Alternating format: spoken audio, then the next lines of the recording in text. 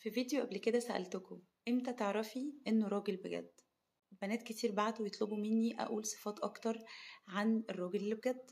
انا شايفة الموضوع مهم قوي لانه استثمارك في مشاعرك مع حد او وقتك مع حد دي حاجة مهمة جدا. مشاعرك ووقتك مهمين جدا، فانك تبقي عارفة مين اللي يستاهل اني اديله من وقتي ومن احساسي ده شيء مهم قوي. بلس ان انتي بعدين بتختاري الشخص ده كزوج بتكملي معاه حياتك وأب لأولادك، فدي حاجة مهمة قوي.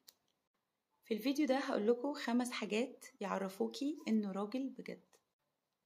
حضروا حاجة تشربوها وتعالوا نتكلم شوية. رقم 1، بتعرفي إنه راجل بجد من أفعاله مش من كلامه. ببساطة لأن ناس كتيرة بتعرف تبريزنت نفسها كويس قوي وتتكلم عن نفسها كويس قوي، بس ساعة لما بيكون في مواقف أو مسؤولية بتلاقيه مش موجود. لازم تسألي نفسك بيكون موجود وقت ما بتحتاجيه ولا ساعة الجد بيتبخر. القاعدة هنا إن الراجل اللي بجد أفعاله بتتكلم عنه ومش محتاج يثبت نفسه بأي كلام.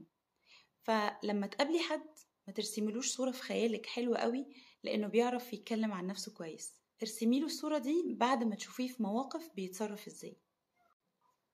رقم 2، الراجل اللي بجد مش بيتهرب من المسؤولية. يعني مش بيكون موجود معاكي وكويس والحياة حلوة لما بتكون الدنيا كويسة بينكم، لكن وقت ما تقابلوا مشكلة أو تقابلوا أي حاجة صعبة أو تشالنجينج في العلاقة أو محتاجة وقفة ورجولة بيكون مش موجود.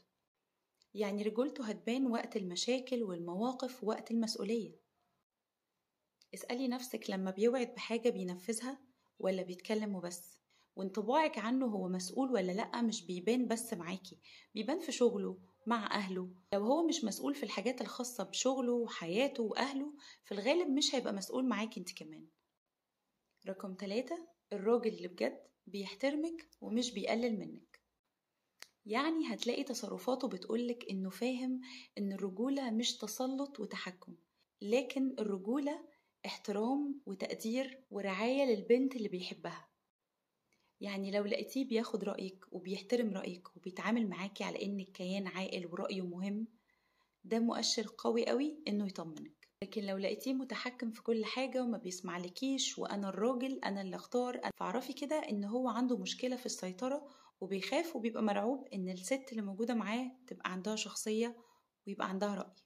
رقم 4، الراجل اللي بجد مش بيخاف إنه يواجه مشاعره. عارفين الرجال اللي هي ما بتعرفش تعتذر، ما بيعرفش يقول أنا آسف، ما بيعرفش يعبر لو قلقان أو خايف أو متوتر من حاجة؟ في الغالب الراجل ده بيبقى عنده مشكلة مع نفسه، لأن الراجل الحقيقي مش بيخاف إنه يعتذر أو لو عمل حاجة غلط يراضي اللي زعله. حس بتوتر أو مشاعر قلق إنه يتكلم عنها، بيختار إنه يواجه مشاعره ويتكلم عنها بدل ما يكبتها تحول لعنف أو هروب أو كبت.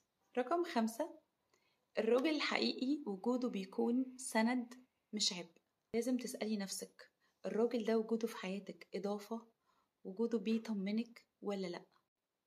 في فرق كبير بين راجل وجوده بيحسسك بالسلام والأمان وبتحسي حواليه إنك مطمنة، وراجل تاني وجوده في حياتك عبء بيحسسك دايما بتوتر، وجوده مش مريحك. لو عجبكم الفيديو ما تنسوش تعملوا لايك وسبسكرايب وابعتوه لحد الكلام ده ممكن يفرق معاه. أشوفكم الفيديو اللي جاي.